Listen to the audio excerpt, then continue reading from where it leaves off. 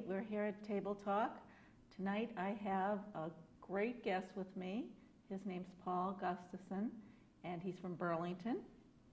He runs Burlington Hypnosis, correct? I do, yes. Yes, you do. Well, welcome. Yeah, thank you for having me on the show. I was telling my wife as we were driving over here today, I said, this is going to be a real treat to just sit back and relax and just answer questions rather than because you have your own show going Right. as well as you're a busy man. Yeah. So you want to just tell us a little bit about yourself? I know you're a registered nurse as well.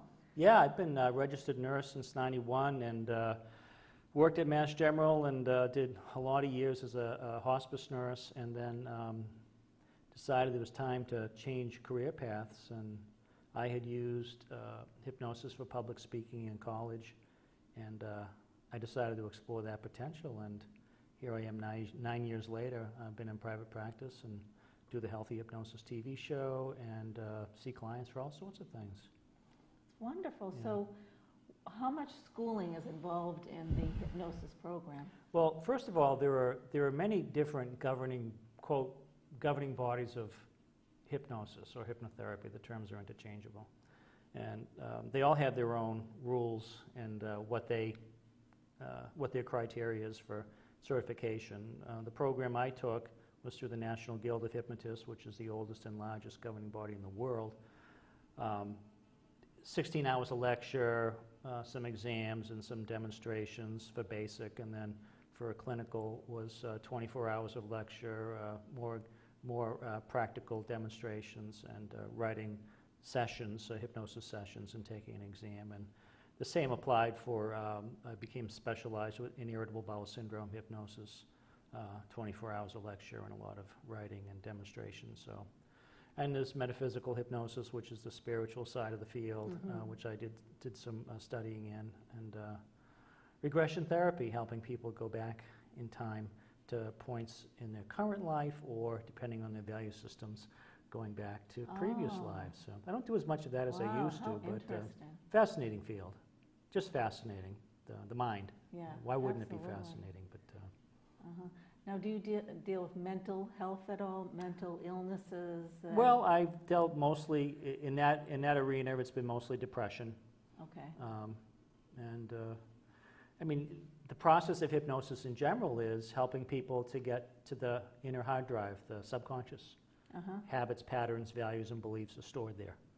And with access to that level of thought, with something like hypnosis, you can help people to sever unproductive, unhealthy connections, imaginations in the subconscious mind, so you can help them to create images of what they want, right? The biggest goal with everybody in their challenges is to help them stop focusing on the beast, the problem, right, and start focusing on what they want rather than what they're battling against. And once they make that shift and they realize that within the framework of a hypnosis session, they can start fantasizing about this wonderful new life. Yeah, and, absolutely. You know. Yeah, on the way home from work today, I was actually listening to this talk show, and they had a gentleman on there who was a minister, and he was, worked with hypnosis. Really? And he dealt with a lot of people, and he said, I wish people would just come and see me. I could help them with their anger and their depression and things that happened in their childhood, the PTSD. And he went on to say some people think it's just when they think of hypnosis, they think of like the stage hypnosis. Right. So what is the difference? Can you just explain? Sure. Well, first of all, there are many people in like the National Guild and other groups like that who want to distance themselves from the stage hypnosis. And then there are those, which I'm a part of, who believe that without stage hypnosis entertainment, we wouldn't be where we are today, because they were like the ones over the last 5 or 6 decades kind of doing CPR on this technique that never would have evolved into the mainstream the way it has without. Right. But stage hypnosis is pretty simple, and there's a few segments to it. Number one, the people that volunteer are the ones who wouldn't necessarily mind clucking like a chicken in front of a room full of people. So that really happens. People do things Oh, sure. like that. Yeah. And then number two, they do what they call suggestibility tests. The hypnotist will have them close their eyes, the volunteers, potential volunteers close their eyes and imagine they're chewing into a lemon. And those who start showing facial expressions show that they might be a little bit more suggestible with hypnosis. So those are the ones who are called up on stage. Then peer pressure kicks in. The volunteers know that the audience expects them to cluck like a chicken. And then you have a hypnotist who has good technique and does something what they call rapid induction, helping them go into hypnosis kind of expeditiously. Oh. And everything kind of falls into place. So it's, in one sense, it's well choreographed, but they do go into trance. Those who are open to odd suggestions and who are open to suggestions in general usually do what they're suggested to do. Mm. Yeah, It's not what we do at Burlington Hypnosis. Absolutely not. No. Absolutely not. It's important to know, on the flip side, you bring up entertainment hypnosis. On the flip side, hypnosis has been approved by the American Medical Association as an adjunct modality in the Eisenhower administration, 1958. So Wow. the APA, American Psychological Association, followed shortly after that. So it's been a long time embraced as a helpful modality for people in their problems. So this isn't new, this Exactly. application. It's just Yeah. one of the best kept secrets in town for many. But Yeah. So I think some people might feel it's just like the stage hypnosis, that's what it is, and it is so different. And as you know, I cheated and went and saw you for a treatment. well, you wanted to have an informed program, right? Well, I know? did, but I have to say I was ignorant to the fact of really what it was. And as you know, I was a little nervous. Yeah. And I walked out of there so calm and so relaxed for days, just with one treatment. It was just absolutely amazing. Well, I used to only guarantee good work because I had no idea who was walking in, how open they were to the process, or how motivated they might be to do what they say they want to do. Last few years, I guarantee good work, but I also almost like 98% guarantee a disconnect from whatever problems they walk through the door with on the visit, on the first visit. They just feel completely free of any stress or anxiety or emotional connection to the baggage that had been problematic. And I think that's kind of what you felt, right? Yeah. I had these horrible projections of you putting me into this trance, and then I wouldn't get out of it ever. Well, in you my didn't tell me mind. that ahead of time. No, did you? because it seemed so silly. I mean, intellectually, I knew that wasn't going to happen. Well, that's But one of the fears, emotionally, I though. was thinking, ooh, what if that happened? One of the most common misconceptions is that hypnosis is the process of relinquishing personal control. Oh. And it's really the process of being taught how to access inner control and inner resources that you previously didn't know you had. Yeah. And I didn't put you into a trance. No, but it felt very much like a meditative state. I didn't want it to end. Yeah. You said, well, now you can slowly come back to, how you put it in your nice, calm voice. You have this wonderful, calming way about you. And I didn't want to. I wanted to stay there. So it's a very nice feeling. Yeah. And most of your clients feel that way. I happen to go onto your website, which is a great website, and we'll put it up for the people watching at the end of the program. But just a few of them. Let's see. This is people writing their testimonies after they had a treatment or a couple of treatments, and one of them said, I'm writing to thank you and tell you I will not need the second smoking cessation. Thank you for getting me through the hardest part of the smoking habit, pain-free. I hope you continue to be successful in your endeavors and keep up the good work. You're making a big difference in people's lives. S.R. Belmont, Mass. So you do a big smoking cessation program. Right.